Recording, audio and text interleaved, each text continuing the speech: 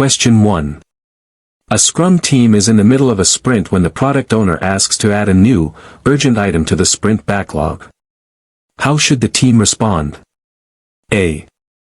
Add the item immediately to ensure customer satisfaction. B. Inform the product owner that the sprint backlog is managed by the developers and cannot be changed if it endangers the sprint goal. C. Swap the new item with an existing item of equal size without consulting anyone. D. Cancel the sprint immediately and start a new planning session. Answer, B. Inform the product owner that the sprint backlog is managed by the developers and cannot be changed if it endangers the sprint goal. The sprint backlog is a plan by and for the developers, and while scope may be clarified and renegotiated, changes that endanger the sprint goal are not permitted during the sprint.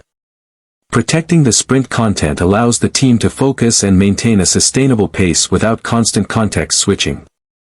If the new request is critical, the product owner can order it at the top of the product backlog for the next sprint. In extreme cases where the current goal is obsolete, only the product owner has the authority to cancel the sprint, but this is rare. Remember, once the sprint starts, the developers own the plan to achieve the goal. Question 2.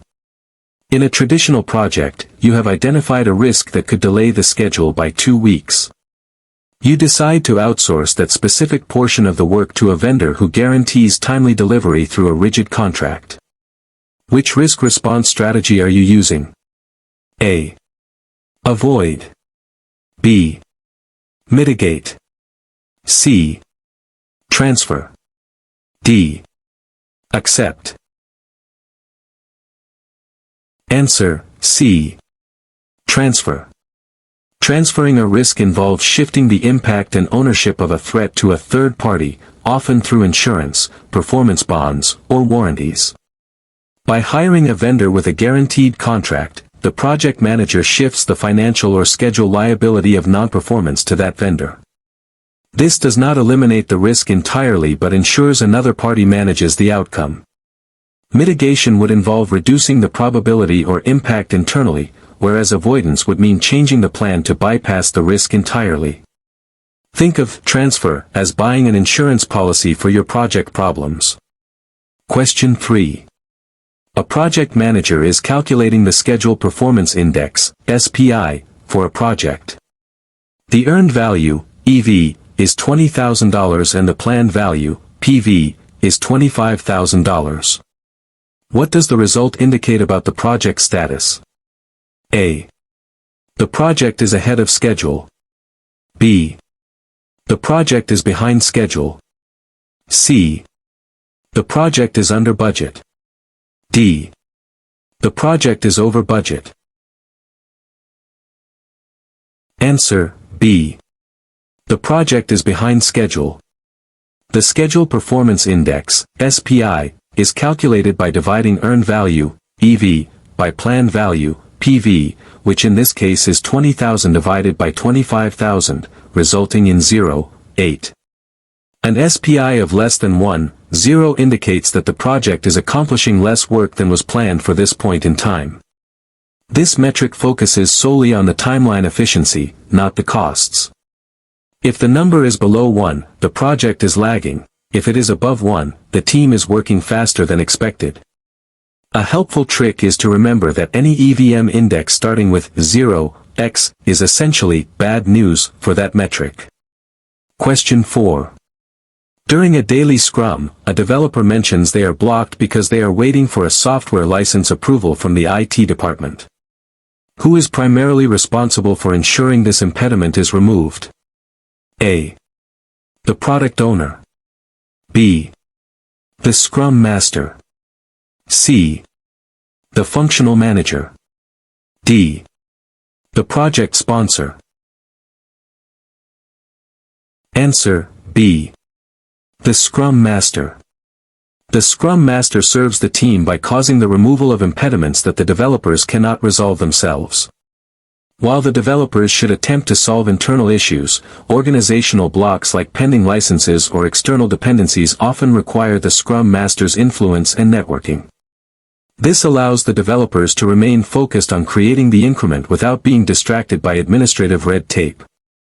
Effective Scrum Masters act as bulldozers clearing the path for the team. Always look to the Scrum Master when the team is stuck due to external organizational issues. Question 5. You are managing a large construction project. You have just completed the process of identifying stakeholders. What is the best next step to ensure you manage their expectations effectively? A. Create the project charter. B. Analyze the stakeholders using a power/interest grid. C. Start executing the project work immediately. D. Send a generic status report to everyone. Answer: B. Analyze the stakeholders using a power/interest grid. After identifying who the stakeholders are, the project manager must analyze their potential impact and influence to prioritize communication efforts. A power/interest grid groups stakeholders based on their level of authority and their level of concern regarding project outcomes. This analysis informs the stakeholder engagement plan, ensuring high-power, high-interest stakeholders are managed closely while others are kept informed. Skipping analysis leads to wasted effort on low-impact stakeholders or neglecting key decision-makers.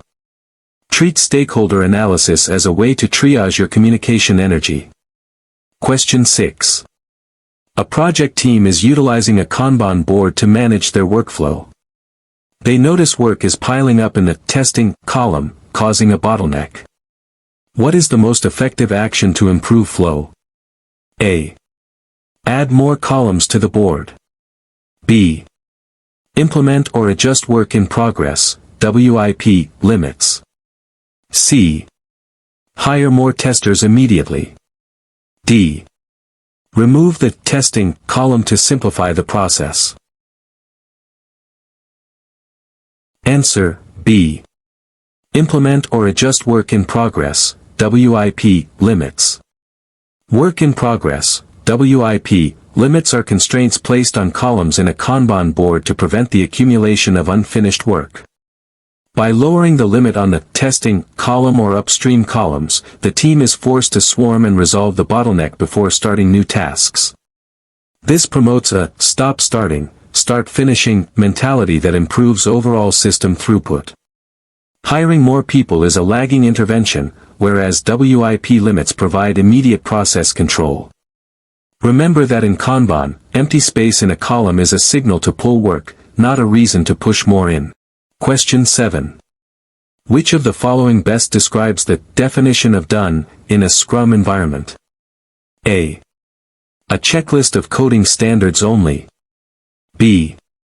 A formal agreement of the quality required for a product increment to be releasable. C. The acceptance criteria for a single user story. D. A list of tasks the project manager assigns to the team. Answer: B. A formal agreement of the quality required for a product increment to be releasable. The definition of done, DOTI, is a shared understanding within the Scrum team of what it means for work to be complete. It ensures transparency and quality by verifying that every increment meets specific standards, such as testing, documentation, and compliance, before it is considered finished. Without a clear DOD, the team might mistakenly count unfinished work as progress, leading to technical debt. This applies to the entire increment, distinct from acceptance criteria which apply to individual stories. If you don't have a done definition, you don't have a potentially shippable product. Question 8. In a predictive project, the project manager is in the process of validating scope. The client inspects the deliverables and rejects them because they do not meet the acceptance criteria. What should the project manager do next? A. Close the project immediately. B. Argue with the client that the work is sufficient. C. Document the reasons for rejection and initiate a change request for defect repair. D. Proceed to the closing process group anyway. Answer: C. Document the reasons for rejection and initiate a change request for defect repair. Validating scope is the formal process of obtaining acceptance deliverables from the customer, and if they are rejected, the non-compliance must be documented. The project manager must then follow the formal change control process to schedule the necessary defect repairs or rework. Ignoring the rejection or closing the project without acceptance violates core project management standards. This process ensures that final deliverables actually match what was agreed upon in the requirements. Always remember that validate scope is about customer acceptance, not the team's internal quality check. Question 9. Which Agile methodology emphasizes pair programming, test-driven development, and continuous integration as core engineering practices? A. Scrum. B. Extreme Programming, XP. C. Lean. D. Kanban. Answer, B. Extreme Programming, XP. Extreme Programming, XP, is an Agile framework that focuses heavily on technical excellence and software engineering practices to improve quality and responsiveness. Practices like pair programming, 2 developers at one workstation, and test-driven development, writing tests before code, are specific signatures of XP designed to reduce defects early. While Scrum focuses on management and flow, XP provides the how-to for technical execution.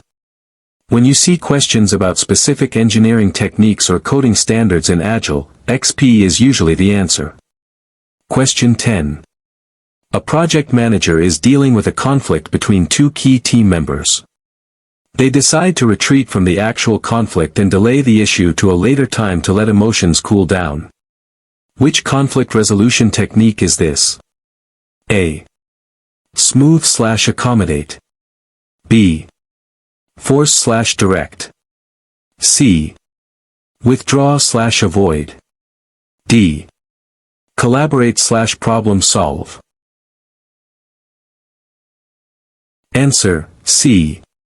Withdraw/avoid. Withdrawing or avoiding involves stepping away from an immediate conflict situation or postponing the issue to be better prepared or resolved by others. While this does not resolve the root cause, it can be a valid temporary strategy when tempers are flaring or when more information is needed. However, relying on it too often can lead to unresolved issues festering over time. It is distinct from smoothing, which emphasizes agreement, or forcing, which imposes a solution. Think of this technique as hitting the pause button on an argument. Question 11. You are managing a project with a budget at completion, BASI, of $100,000. You have spent $30,000, ASI, and the earned value, EV, of the work completed is $25,000. What is the cost variance, CV? A. $5,000. B. Minus $5,000. C. $55,000. D. Minus $55,000. Answer, B. Minus $5,000. Cost variance, CV, is calculated by subtracting the actual cost, ASI, from the earned value, EV, using the formula CV equals EV minus AC. In this scenario, $25,000 minus $30,000 equals negative $5,000. A negative cost variance indicates that the project is currently over budget, meaning the team has spent more money than the value of the work they have accomplished.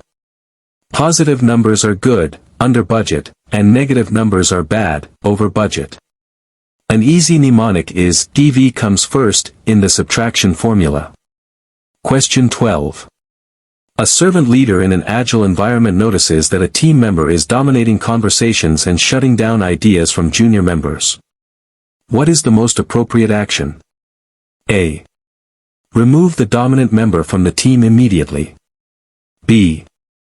Coach the dominant member privately on active listening and the value of diverse input. C. Create a rule that the dominant member cannot speak in meetings. D. Ignore the behavior as long as the work gets done. Answer, B.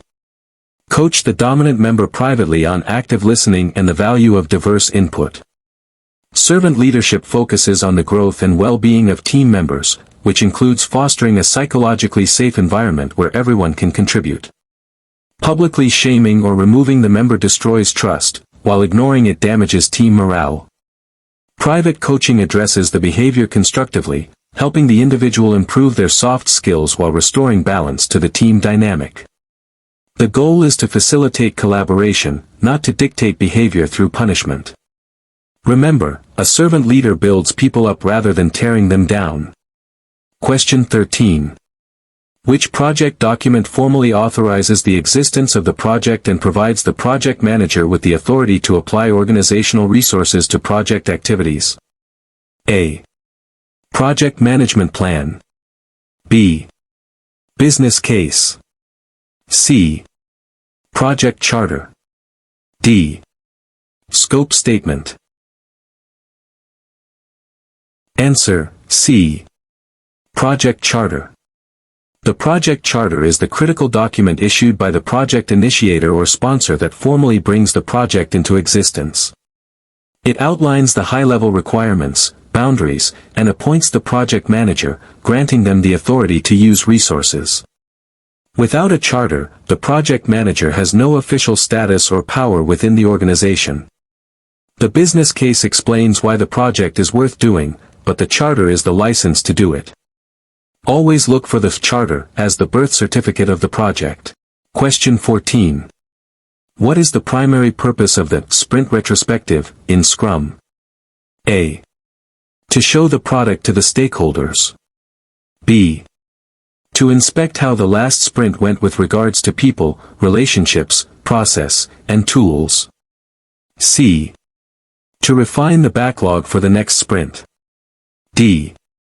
To assign individual performance grades to developers. Answer, B. To inspect how the last sprint went with regards to people, relationships, process, and tools. The sprint retrospective is a dedicated event for the Scrum team to inspect itself and create a plan for improvements to be enacted during the next sprint. Unlike the sprint review, which focuses on the product, the retrospective focuses on the process and team dynamics. It is the engine of continuous improvement, allowing the team to adapt their definition of done or workflow. If the team isn't holding retrospectives, they aren't truly doing Agile, they are just repeating mistakes. Question 15. A project manager identifies a new regulation that will require additional testing steps not originally planned. This is an example of which external environmental factor? A. Legal and regulatory requirements. B. Marketplace conditions. C. Organizational culture. D. Stakeholder risk tolerance. Answer. A. Legal and regulatory requirements. Enterprise environmental factors, EEFs, are conditions not under the control of the project team that influence, constrain, or direct the project. Legal and regulatory requirements specifically refer to laws, industry standards, or government regulations that mandate certain actions, such as safety testing or data compliance. The project manager must adapt the plan to comply, as these are mandatory constraints. Unlike organizational process assets, OPAs, which are internal tools, EFs are the world you live in and cannot be ignored. Question 16. In a fixed-price contract, who bears the majority of the financial risk if the scope of work is well defined? A. The buyer. B. The seller, vendor. C. The project sponsor. D. The insurance company. Answer, B. The seller, vendor. In a fixed-price contract, the price is set at the beginning, regardless of how much effort or cost the vendor eventually incurs to complete the work. If the vendor underestimates the work or runs into cost overruns, they must absorb those extra costs, making the risk high for the seller. Conversely, the buyer has low risk because the cost is locked in. This contract type is best used when the scope is very clear and unlikely to change. Remember, fixed price fixes the cost for the buyer, shifting the worry to the seller. Question 17. Which of the following best describes gold plating? A. Adding extra features that were not requested to impress the customer. B. Delivering the highest quality grade available. C. Finishing the project under budget. D. Using expensive materials for the final deliverable. Answer. A. Adding extra features that were not requested to impress the customer. Gold plating refers to the practice of adding features or functionality that were not defined in the project scope, usually in a misguided attempt to delight the customer.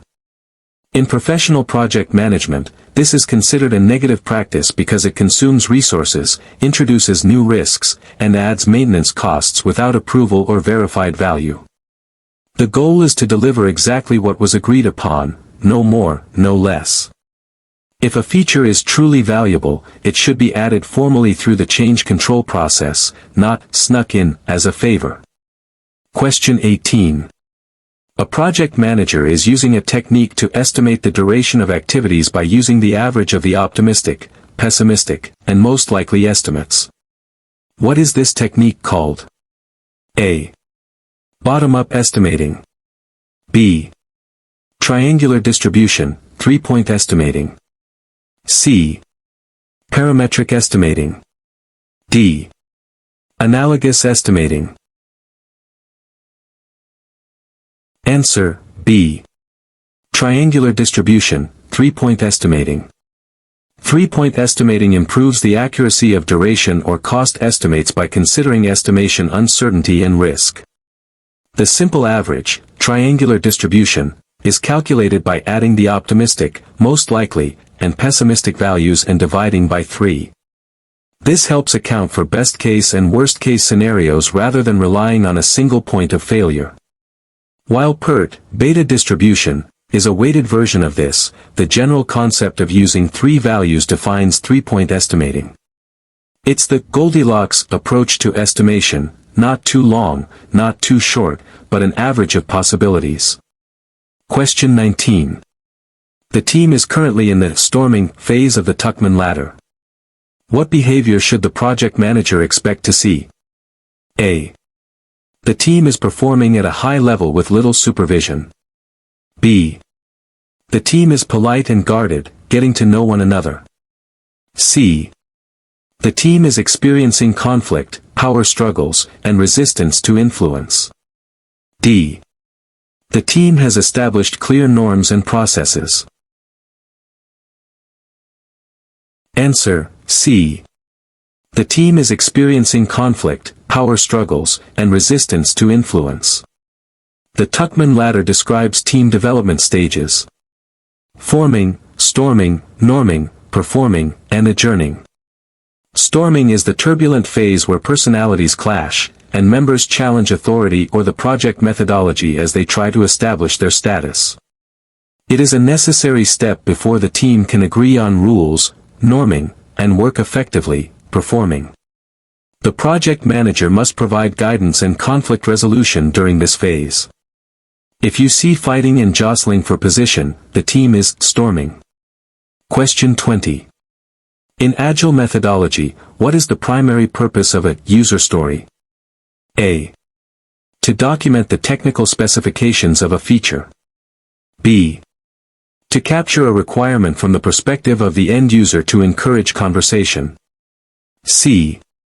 To serve as a legal contract between the developer and the customer. D.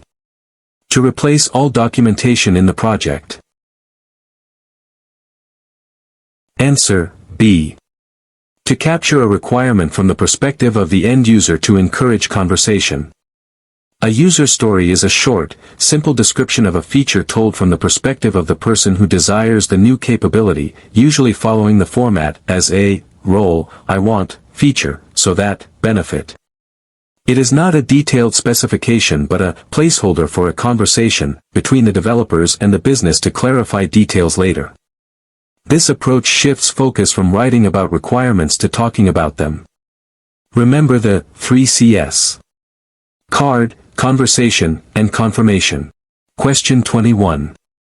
A project management office, PMO, that provides templates, best practices, and training but has low control over projects is classified as A. Directive. B. Controlling. C. Supportive. D. Agile. Answer, C. Supportive.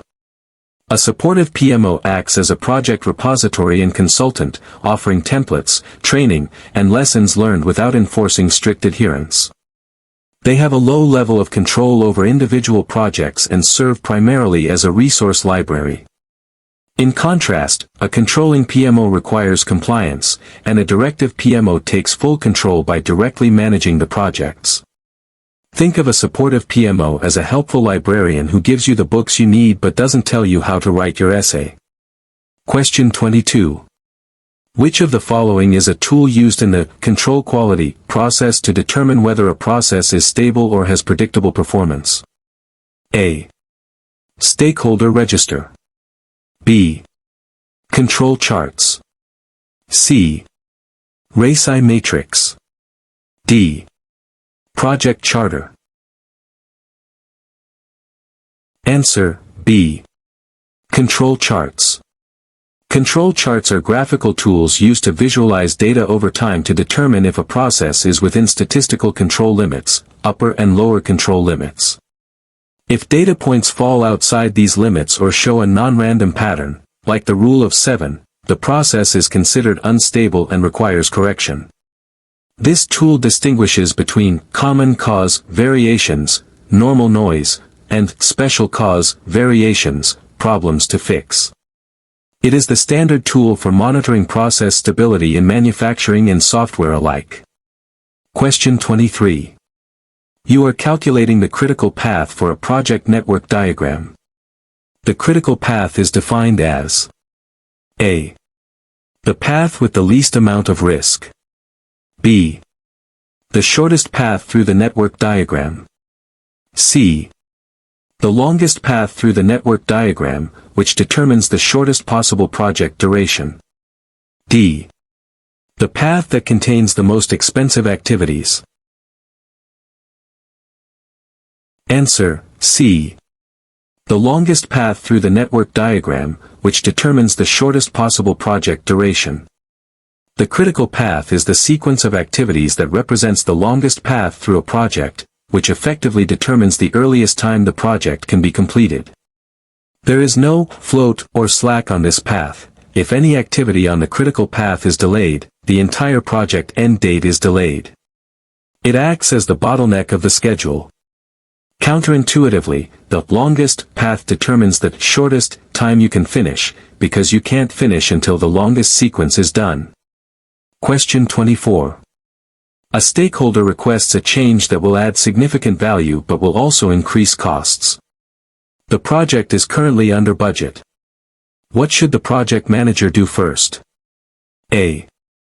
Implement the change immediately since there is budget available. B. Analyze the impact of the change on all project constraints, scope, schedule, cost, quality, risk. C. Reject the change because the scope is baseline. D. Ask the team to do the work as free overtime. Answer, B. Analyze the impact of the change on all project constraints, scope, schedule, cost, quality, risk. Before approving or rejecting a request, a project manager must perform an impact analysis to understand how the change affects the whole project ecosystem. Even if money is available, the change might delay the schedule, introduce new risks, or degrade quality. Once analyzed, the change request and its impact are submitted to the Change Control Board, (SEC-B), or the sponsor for a final decision. Never act on a change until you know the price tag, in terms of time, money, and risk. Question 25. Which Agile event acts as a sink for the team to plan the work for the next 24 hours? A. Sprint planning. B. Daily Scrum. C. Sprint review. D. Backlog refinement. Answer, B. Daily Scrum. The Daily Scrum is a 15-minute time-boxed event for the developers to inspect progress toward the sprint goal and adapt the sprint backlog as necessary, adjusting their upcoming planned work. It is not a status report to management but a synchronization meeting for the team to collaborate and identify impediments. By planning only 24 hours ahead, the team maintains agility and catches deviations early. Ideally, it is held at the same time and place every day to reduce complexity. Question 26. In the context of risk management, management reserve is budget added to the project to cover A. Identified risks that have occurred. B. Unforeseen work or unknown unknowns. C. Gold plating. D. Routine operational costs. Answer, B. Unforeseen work or unknown unknowns. Management reserve is a portion of the project budget withheld for management control purposes to be used for unforeseen work that is within the scope of the project, unknown unknowns. It is distinct from contingency reserve, which is for identified risks, known unknowns. Because these events were not anticipated, the project manager usually needs approval to access the management reserve. Think of it as the rainy day fund for disasters you couldn't possibly predict. Question 27. What is the main benefit of using a servant leadership approach in Agile projects? A. It ensures the project manager retains full authority. B. It empowers the team to self-organize and solve their own problems, leading to higher velocity and morale. C. It eliminates the need for a product owner. D. It creates a strict hierarchy for decision-making. Answer, B. It empowers the team to self-organize and solve their own problems, leading to higher velocity and morale. Servant leadership flips the traditional pyramid. The leader exists to serve the team by removing obstacles, providing resources, and shielding them from interruptions. This empowerment encourages the team to take ownership of their work, self-management, which generally leads to higher innovation, faster problem-solving, and better product quality. Instead of directing work, the leader asks, "How can I help you succeed?" This is the foundation of high-performing Agile teams. Question 28. A project manager is closing a project or phase. Which of the following is a mandatory step to formally complete the process? A. Firing the project team. B. Transferring the final product, service, or result to the customer or operations. C. Starting the next project immediately. D. Deleting all project emails.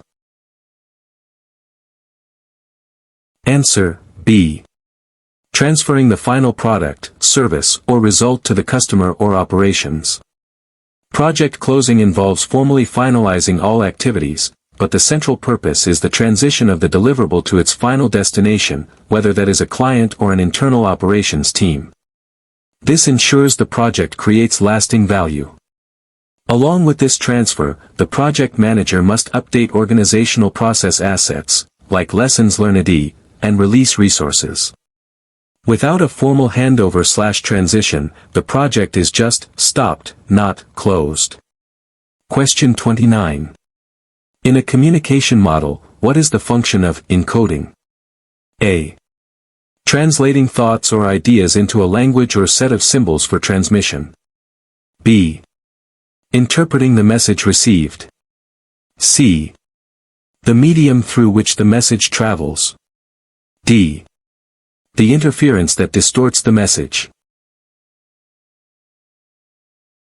Answer. A. Translating thoughts or ideas into a language or set of symbols for transmission. Encoding is the process where the sender translates their internal thought or concept into a transmittable format, such as spoken words, written text, or gestures. The receiver then performs the opposite action, decoding, to understand the meaning. Misunderstandings often happen if the encoding uses jargon or symbols the receiver doesn't understand. Effective communication requires the sender to encode the message in a way that matches the receiver's ability to decode it. Question 30. Which of the following represents the cone of uncertainty? A. The idea that project costs decrease as the project progresses. B. The concept that estimates are vague at the start of a project and become more accurate as work progresses. C. A risk management tool for weather events. D. The hierarchy of command in a functional organization. Answer, B. The concept that estimates are vague at the start of a project and become more accurate as work progresses. The cone of uncertainty illustrates that at the beginning of a project, the unknowns are high, so cost and time estimates have a wide variance, e.g., plus or minus 50%. As the project moves through planning and execution, more information becomes available, the cone narrows, and estimates become increasingly precise. It reminds stakeholders that early estimates are rough orders of magnitude, not hard commitments. You can't give a perfect quote until you know exactly what you are building. Question 31. What is the purpose of a requirements traceability matrix, RTM? A. To trace the source of a defect to the developer who wrote the code. B. To link requirements from their origin to the deliverables that satisfy them. C. To track the hours spent by the team on each requirement. D. To list the project risks.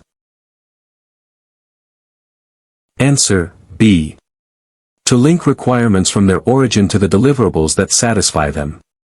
The Requirements Traceability Matrix, RTM, is a grid that links product requirements from their origin, e.g., business need, to the deliverables that satisfy them, e.g., design, code, test cases. This ensures that every requirement adds business value and that no approved requirement is dropped or forgotten during execution. It also helps prevent scope creep by verifying that every deliverable ties back to a valid requirement. Basically, it proves that we built what we said we would build. Question 32. In the context of earned value management, what does a cost performance index, CPI, of 1, 2 indicate? A. You are getting $1.20 worth of work for every $1.00 spent. B. You are losing money on the project. C. The project is behind schedule. D. The project is 20% over budget. Answer. A. You are getting $1.20 worth of work for every $1.00 spent.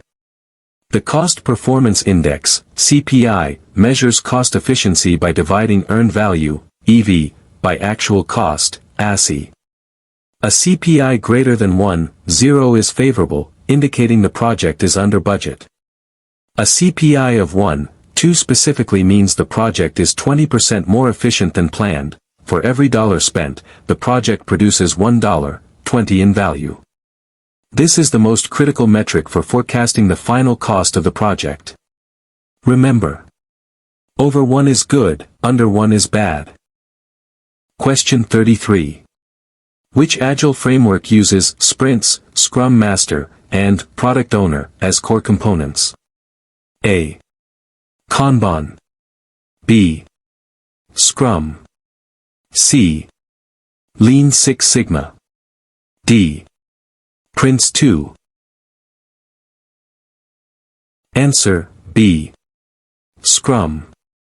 Scrum is a lightweight framework that helps people, teams, and organizations generate value through adaptive solutions for complex problems.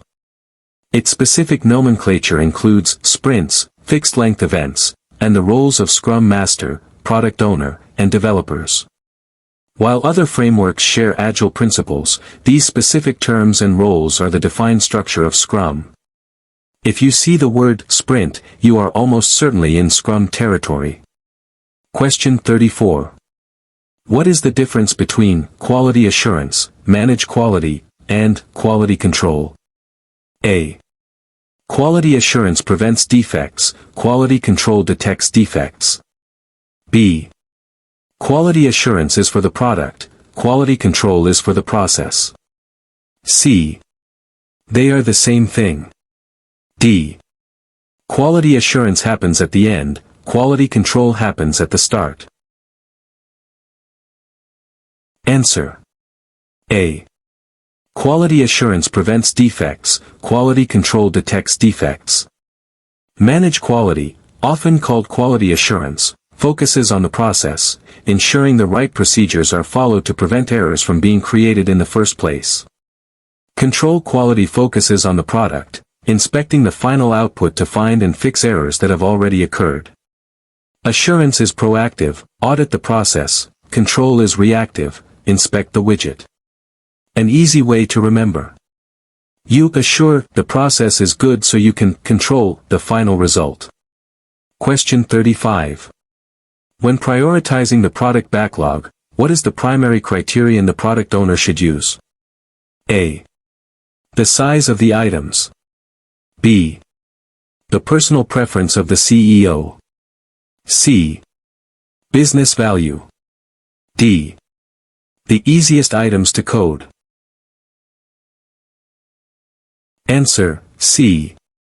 Business value. The product owner is responsible for maximizing the value of the product. Therefore, the product backlog should be ordered with the highest value items at the top to ensure they are delivered first. While risk, dependency, and effort are factors, the overriding driver in Agile is delivering value to the customer as early as possible.